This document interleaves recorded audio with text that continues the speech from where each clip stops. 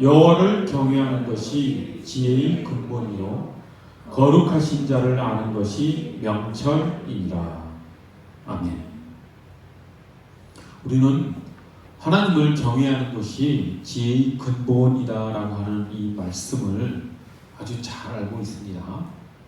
자, 그런데 그저 우리 상식적인 생각으로 이 말씀을 생각을 해볼 때 왜 경외함, 즉 두려워하는 마음이 이 지혜의 근본이 되는가 라고 하는 그런 생각을 해볼 수가 있습니다. 두렵다라고 하는 것은 마음이 위축되는 것이고, 그런 위축된 마음에서 지혜가 시작된다, 지혜의 근본이 그런 두려운 감정이다 라고 하는 것이 그렇게 논리적으로 쉽게 연결되지가 않기 때문이지요. 그래서 우리 오늘 정말 하나님을 경외하는 것이 지혜의 근본인지 아닌지 그것을 좀 깊이 살펴보는 시간이 되었으면 좋겠습니다. 그러기 위해서는 여호와를 경외하는 것이 지식의 근본이다, 지혜의 근본이다라고 하는 이 말씀을 우리가 깊이 이해하기 위해서는 먼저 경외한다는 말은 무엇일까? 라고 하는 것을 우리가 살펴봐야 될 것이고, 두 번째, 지혜는 또 무슨 뜻인가? 당연히 이 경외라는 단어도 그렇고 지혜라는 단어도 그렇고 상식적인 어떤 국어사전적인 어떤 백과사전에서 정의하는 그런 경외와 그런 지혜를 우리가 살펴보자는 것이 아니지요.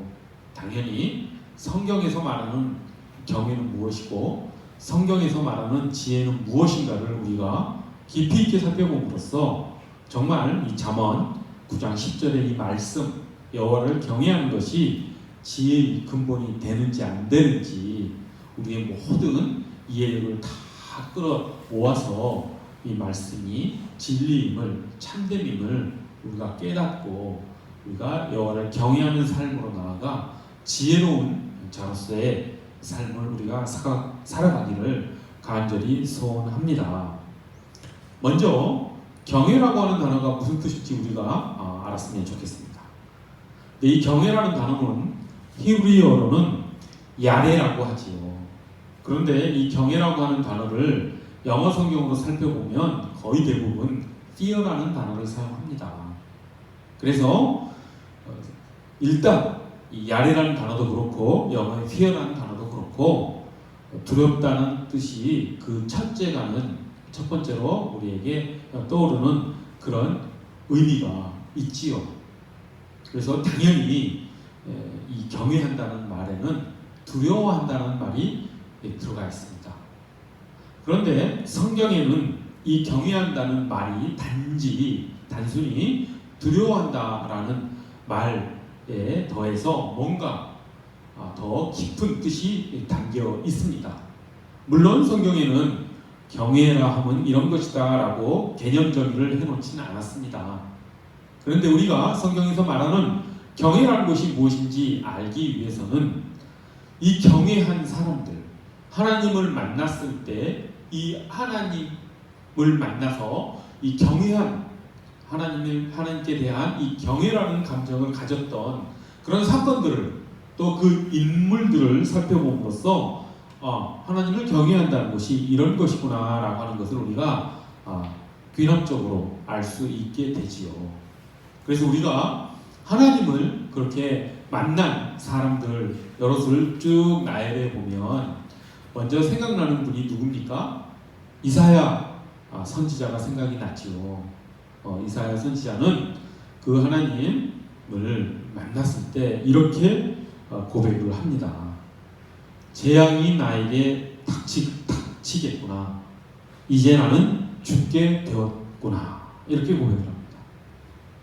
또 에스겔 선지자도 바벨론으로 포로로 끌려가서 그발 강가에서 하나님의 환상을 봅니다.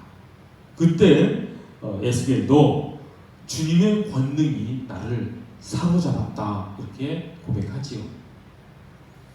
또 야곱이 이제 형 예서의 그 위협에 두려움을 느끼고 삼촌 집으로 도망갈 때 중간에 베델에서 하나님을 만나지요.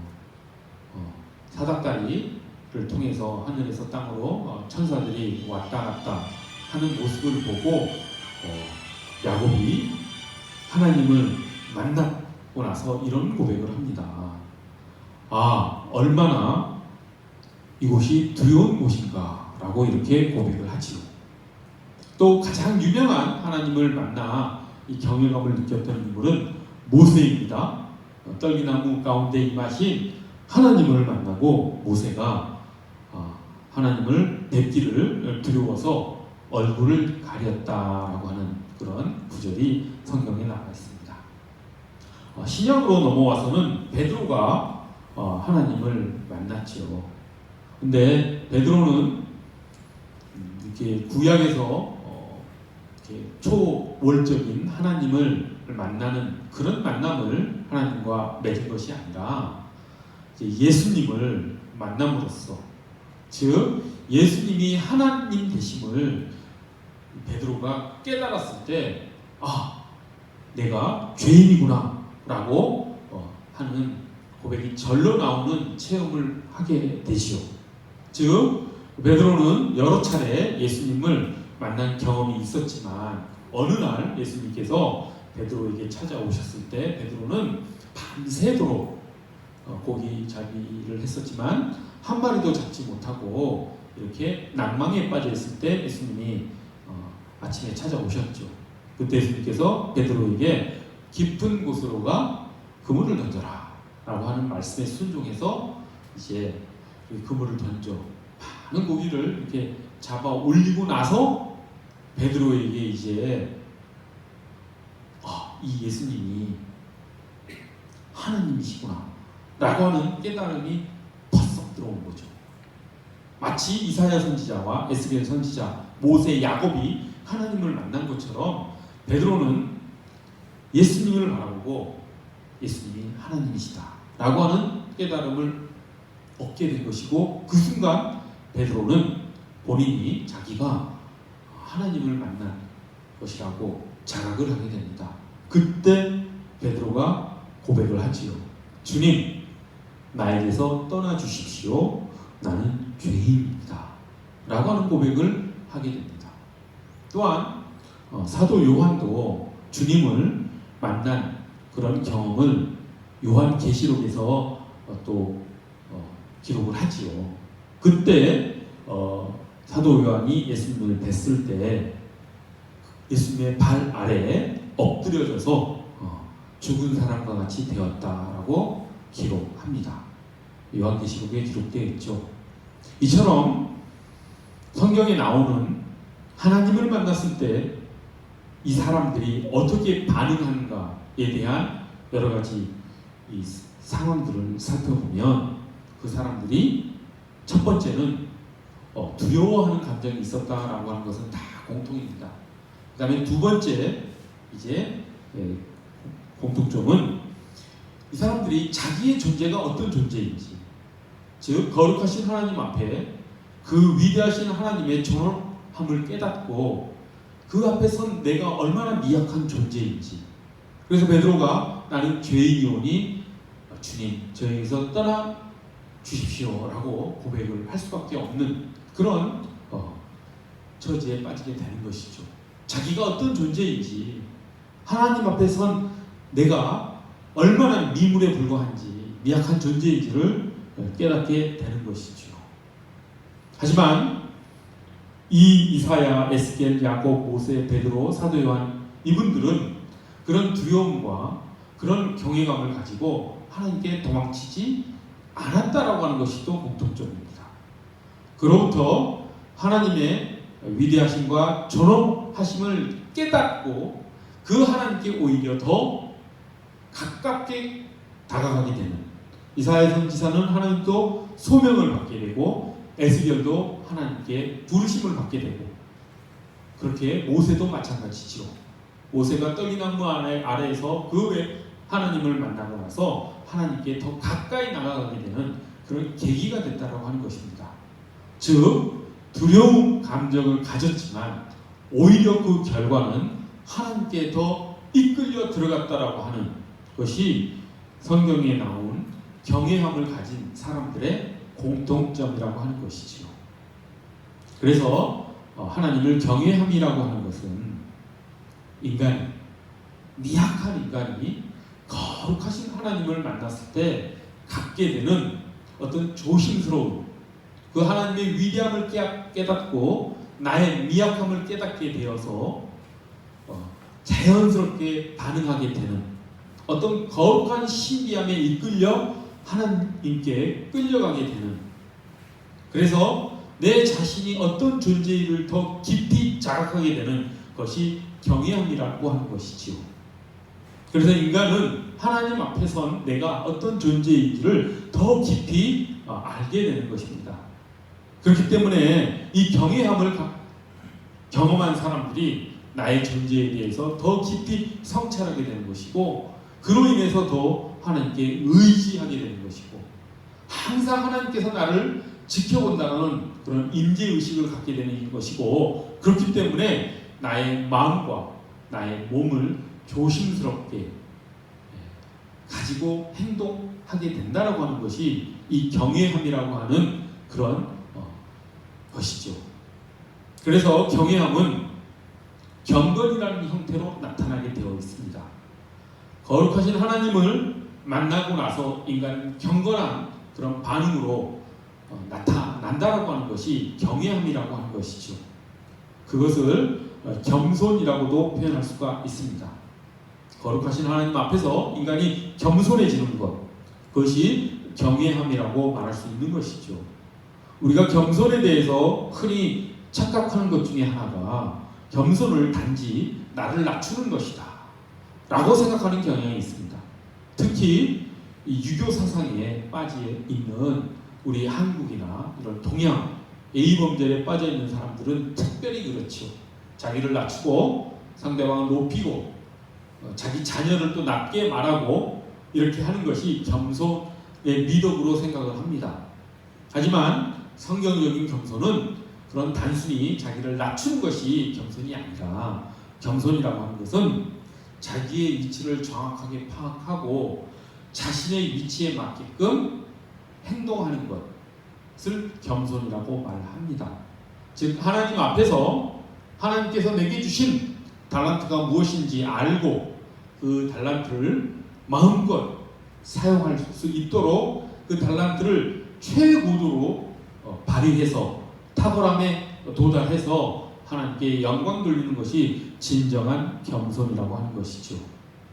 그러니 하나님을 경외한다고 하는 것에서 겸손이 나오는 것은 너무나 당연한 것입니다. 하나님을 만났을 때 베드로가 어떻게 반응했습니까? 자기가 죄인인 것을 깨달았습니다. 즉 자기 존재의 그 심원함을 깨달았던 것이죠. 그리고 자기가 어떤 존재인지를 알았기 때문에 그런 나는 죄인이다 라는 고백이 나온 것처럼 인간은 그 거룩하신 하나님 앞에서 자기 존재를 진정으로 깨닫는 것, 그것이 경외함이라고 하는 것이고, 그 경외함을 통해서 인간은 경건하고 또한 겸손하게 반응하는 것이죠. 그래서 하나님을 경외함은 겸손하며 경건합니다 라고 이야기할 수가 있습니다. 그렇게 경건하고 겸손하게 반응한 것은 하나님 앞에, 즉 하나님의 말씀에 진정으로 순종한다라는 의미이지요. 그래서 하나님을 경외한다라는 표현을 달리 표현을 하면은 하나님께 순종한다라고 표현할 수도 있습니다. 자, 이렇게 해서 성경에 나오는 경외한다는 표현이 어떤 의미를 갖는지 우리가 깊이 있게 살펴봤습니다. 그러면 이번에는 과연 성경에서 말하는 지혜는 무엇인가 라고 하는 것을 또 살펴봤으면 좋겠습니다. 이 또한 지혜라고 하는 것을 우리가 알기 위해서는 히브리어를 살펴보는 것이 좋습니다. 히브리어는 하나님께서 하나님의 마음을 표현하기 위한 하나님의 언어로서 기능을 하지요. 그래서 히브리어는 하나님의 마음을 1차적으로 인간들에게 알려주기 위한 하나님의 언어라는 것을 우리가 인정을 해야 합니다. 그래서 히브리어를 통해서 우리가 어떤 단어를 그 연원을 찾아 들어가 보면 그를 통해서 진정한 그 단어가 의미하는 것이 무엇인지를 하나님께서 어떤 마음을 가지시고 그 단어를 쓰게 하셨는지를 우리가 알 수 있게 되는 것이죠. 그래서 지혜를 나타내는 그 히브리어를 통해서 지혜의 진정한 의미가 무엇인지를 우리가 찾아 들어갈 수가 있습니다. 그런데 히브리어 지혜는 두 가지 단어를 사용을 합니다. 첫 번째는 호크마라는 단어를 사용하고 두 번째는 레브소메아라는 단어를 사용합니다. 이 두 가지는 똑같이 지혜라고 이렇게 번역이 되는데 첫 번째 호크마라는 단어는 우리가 익숙히 알고 있는 단어지요. 호크마라는 단어는 많이 우리가 사용하는 단어이기도 합니다. 주석서 중에서도 호크마 주석서가 아주 유명하지요. 그런데 이 호크마라고 하는 것은 아주 정교한 기술을 가지고 있는 것, 또 일처리를 아주 잘 하는 것, 이치에 맞게 일처리를 하는 것, 솜씨가 좋은 것, 이런 것을 의미하는 게 호크마입니다. 그런데 지혜를 뜻하는 또 다른 단어 레브소메아는 조금 이와 결이 조금 다릅니다. 여기서 말하는 레브소메아의 1차적인 뜻은 듣는 마음이란 뜻을 가지고 있습니다. 즉 지혜라고 하는 것은 하나님의 말씀을 듣는 것이다 라고 히브리어에서는 표현하고 있는 것이죠. 그래서 지혜라고 하는 것은 하나님의 말씀을 듣는 것이다 라고 하는 뜻을 히브리 원어를 뜻의 연원을 찾아 들어보면 우리가 확인해 볼 수가 있습니다. 자, 그런데 마태복음 7장 24절에 보면 예수님께서 이렇게 말씀하십니다. 어떻게 말씀하시냐면 내 말을 듣고 그대로 행하는 사람은 반석 위에다 자기 집을 지은 지혜로운 사람과 같다 할 것이다. 이렇게 말씀을 하십니다. 즉 내 말을 듣고 이게 예수님의 말씀을 듣고 즉 하나님의 말씀을 듣고 그리고 그 말씀대로 그 말씀에 따라 순종하는 사람이 지혜로운 사람이다. 이렇게 예수님께서 친히 말씀하셨죠. 즉 예수님은 지혜로운 사람은 하나님의 말씀에 순종하는 사람이다 라고 말씀하신 것입니다. 자, 이제 하나님을 경외한다는 것 그리고 지혜롭다라고 하는 이 두 단어에서 우리가 공통점을 찾아낼 수가 있습니다. 하나님을 경외하는 것이 무엇이었습니까? 그 거룩하신 하나님 앞에서 인간이 자기 자신이 어떤 존재인지를 깨닫고 그에 맞게끔 올바로 반응하는 것이 경외함이었습니다. 즉 올바르게 반응한다는 것이 무엇이었습니까? 겸손함으로 또 경건함으로 반응함으로써 하나님의 말씀에 순종한다는 의미였죠. 그래서 가장 간략하게 하나님을 경외한다라고 하는 그 말씀을 요약을 하면 하나님을 경외함은 하나님께 순종한다라고 이렇게 요약해서 말씀드릴 수가 있다라고 말씀드렸었습니다.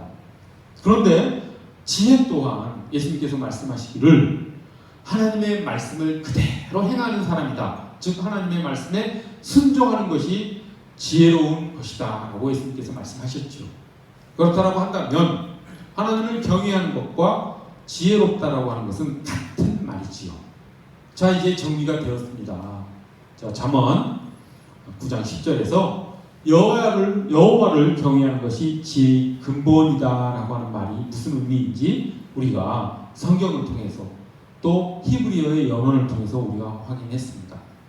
여호와를 경외하는 것이 지혜의 근본이다라는 말은 여호와를 경외하는 것은 하나님께 순종하는 것이고 지혜로운 것도 또한 하나님께 순종하는 것이니 여호와를 경외하는 사람이 지혜로운 사람이 되는 것은 너무나 당연한 것이지요.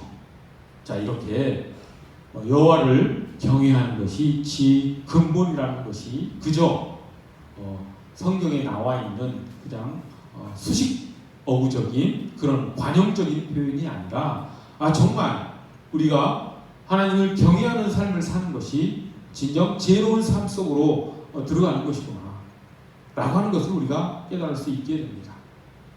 그런 우리 모두가 되기를 진정 하나님을 경외함으로써 지혜로운 자의 삶으로 우리가 나아가기를 간절히 소원합니다. 그런 우리 모두가 되기를 간구합니다. 자, 그런데 이런 이제 생각을 해볼 필요가 있습니다. 어떤 말이냐면 우리가 하나님을 경외한다는 것은 1차적으로 하나님을 만나야지 그런 경외한 감정이 들겠지요. 그런데 우리는 이사야나 에스겔이나 야곱이나 모세 또 베드로 사도 요한처럼 하나님을 직접적으로 만난 경험이 없는 사람들이 거의 대부분이지요. 그것은 현대와 고대 그리고 예수님이 이 땅에 오셨을 때를 살았던 사람들과 오늘날 현대를 사는 사람들 사이에 아주 차이나는 일입니다. 고대에는 그런 초월적인 경험을 하는 사람들이 성경에 기록되어 있듯이 간혹 있었고 또 신약시대에는 직접 예수님을 눈으로 보고 손으로 만지고 같이 식사하고 했던 그런 경험이 있는 제자들과 여러 사람들이 있었습니다. 그런데 우리는 그러지를 못하죠. 그렇다고 한다면 우리는 어떻게 하나님을 만나게 되겠습니까? 물론 고대 이사야 선지자나 에스겔 선지자처럼 현대인들 중에도 그렇게 초월적인 방법으로 하나님을 만나는 사람이 전혀 없지는 않지만 그것이 대부분의 현대인들에게는 잘 나타나지 않지요. 그렇다고 한다면 대부분의 현대 그리스도인들을 하나님을 경외하는 마음이 들지 않는 것일까요? 그런 경외함을 가지고 살지 못하는 것일까요? 라고 하는 생각을 해볼 수가 있습니다. 자, 그런데 예수님께서는 우리를 그렇게 버려두지 아니하시고 우리도 그 경외함을 가지고 하나님을 만날 수 있도록 예수님께서는 승천하시기 전에 부활하신 후 승천하시기 전에 우리에게 약속해 주셨죠. 그 약속이 무엇입니까? 우리에게 보혜사 성령 하나님을 보내주시겠다라고 하는 약속이었죠. 우리 현대 그리스도인들은 고대인들처럼 또는 예수님 당시에 예수님의 제자들처럼 예수님을 직접 보고 만지고 같이 식사하고 대화하는 그런 은혜를 누리지는 못했지만 또 이사야 선지자나 에스겔 선지자처럼 야곱처럼 모세처럼 그런 초월적인 존재이신 하나님을 직접 만나지는 못했지만 우리에게는 어찌 보면 더 큰 복이 있는 것이죠. 즉 우리 안에 성령 하나님이 임재하심으로 인해서 우리는 언제나 그 하나님과의 만남을 가질 수 있다라고 하는 것입니다. 그렇기 때문에 우리는 믿음으로 하나님과 그 만남을 이룰 수 있다라고 하는 그런 복된 시대를 우리는 살고 있는 것이죠. 고대 사람들은 하나님을 그 번개와 우레, 구름 이런 것들을 통해서 이스라엘 백성들은 하나님을 만났습니다. 아주 초월적인 어떤 환상을 통해서 압도되는 하나님을 만났었습니다. 그리고 예수님 당시에 예수님의 제자들과 여러 사람들은 예수님을 직접 눈으로 보고 손으로 만지고 또 예수님의 음성을 귀로 직접 듣고 하면서 예수님을 만났습니다.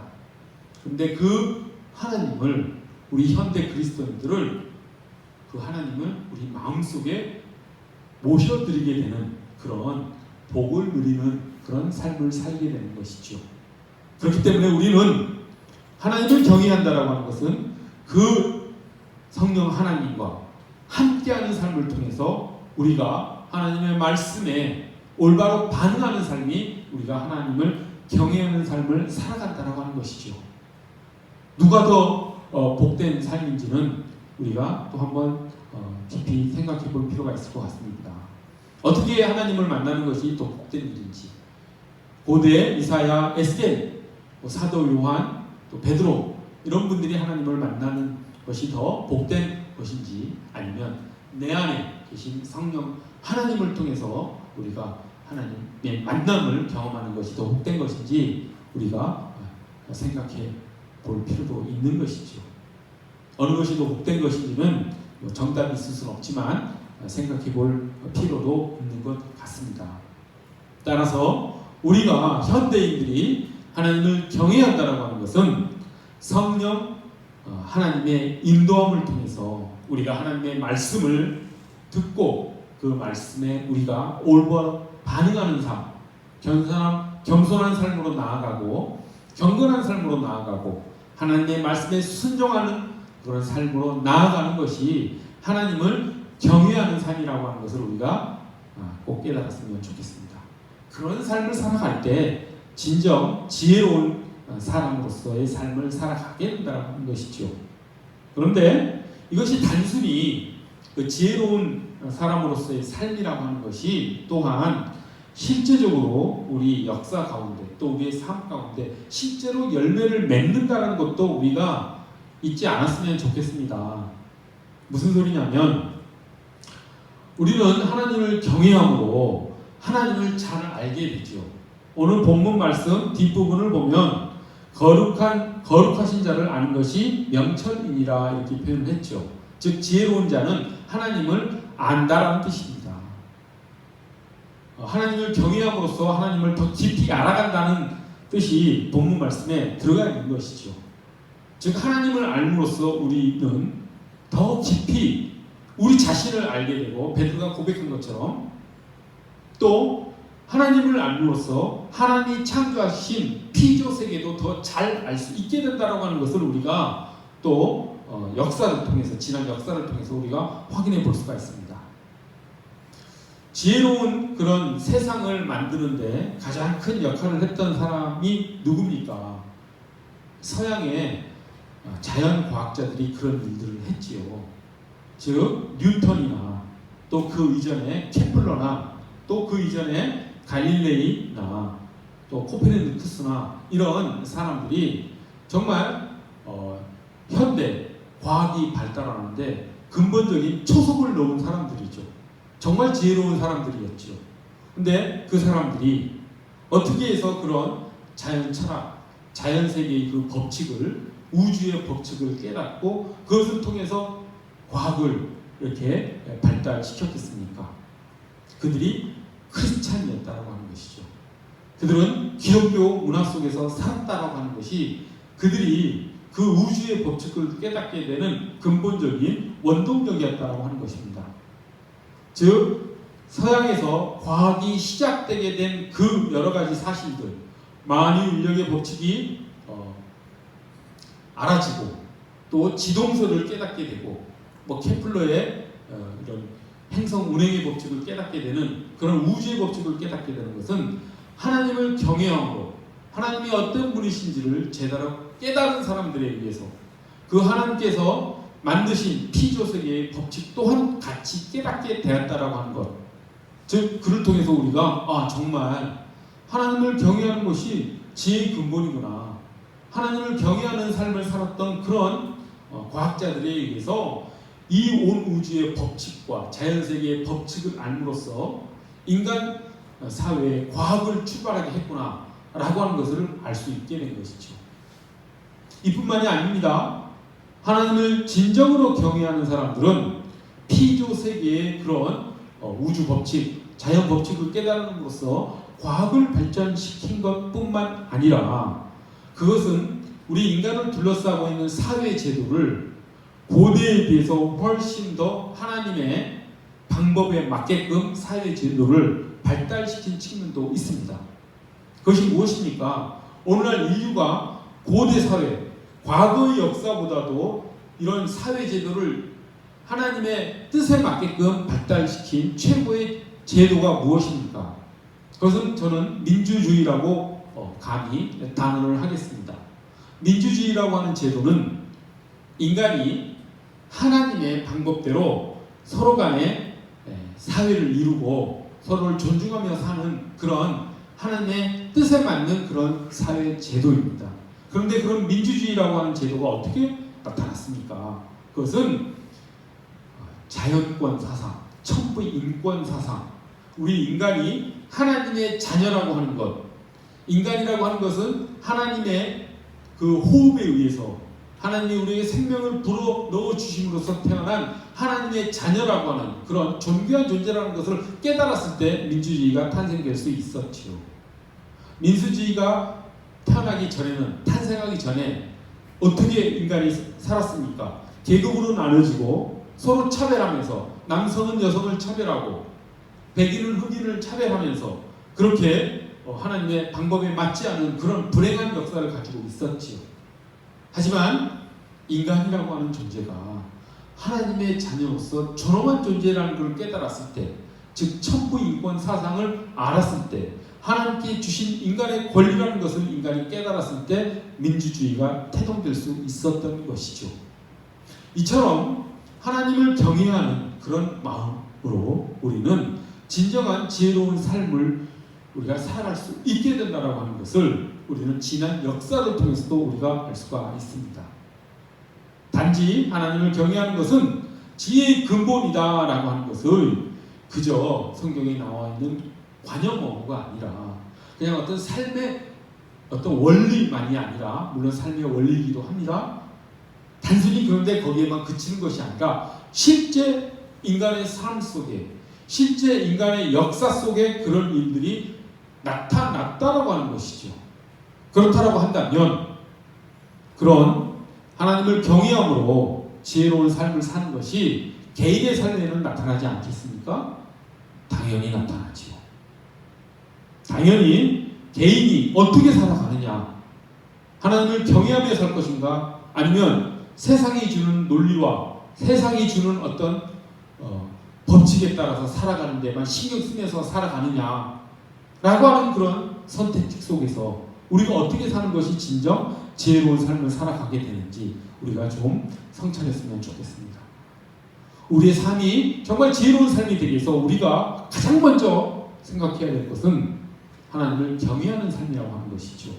특별히 자녀를 키우는 부모들은 이 말씀을 정말 자녀 교육에 깊이 있게 적용해야 될 줄로 믿습니다. 자녀 교육의 성패는 그 자녀가 하나님을 경외하는 삶을 사는가 그렇지 않은가에 달려있다고 하는 것을 부모들은 반드시 명심하고 자녀 교육에 이 말씀을 적용하며 살아야 될 것입니다. 자녀 교육뿐만 아니라 부모들도 살아갈 때 하나님을 자신의 삶의 최우선과는 원칙임을, 그것이 우리의 삶의 제일 가는 가장 우선적인 생활 방식이고 삶의 태도임을 깨닫고 하나님을 경외함으로 지혜로운 열매를 맺는 그런 그리스도인들이 모두 다 되기를 간절히 소원합니다. 자신이 생각하고 있는 비전이 있습니까? 자신이 생각하는 꿈이 있습니까?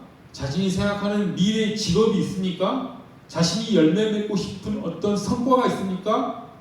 그렇다고 한다면 먼저 하나님을 경외하십시오. 그 하나님을 경외함 가운데 하나님께서는 우리에게 풍성한 지혜를 주실 것이고 그 지혜를 바탕으로 우리의 비전은 성취될 것입니다. 특별히 젊은이들, 그 하나님을 경외함으로 자신의 비전을 성취해 나가는 복된 하나님의 자녀로서 살아가기를 간절히 소원합니다. 기도하겠습니다. 거룩하고 자비로우신 하나님 아버지, 하나님을 경외함으로 저희가 지혜로운 삶을 살 수 있도록 저희의 모든 삶을 하나님께서 붙잡아 주시고 저희를 인도하여 주시옵소서. 예수 그리스도께서 약속하신 성령 하나님께서 우리의 마음 가운데 임하심으로 저희는 하나님을 만나 뵙는 그런 귀한 복된 삶을 살게 되었습니다. 하나님, 그 복을 저희가 누리게 하여 주옵시고 그 성령 하나님 우리 가운데 임재하심을 통하여 저희가 하나님을 더 깊이 더 풍요롭게 경외함을, 그런 삶을 통해서 하나님과 함께하는 그런 복된 삶을 살아갈 수 있도록 저희를 인도하여 주시옵소서. 저희의 꿈과 비전을 하나님을 경외함으로 성취해 나가는 우리 모두가 되기를 간절히 소원하오며 귀하신 예수 그리스도 이름 받들어 기도드립니다.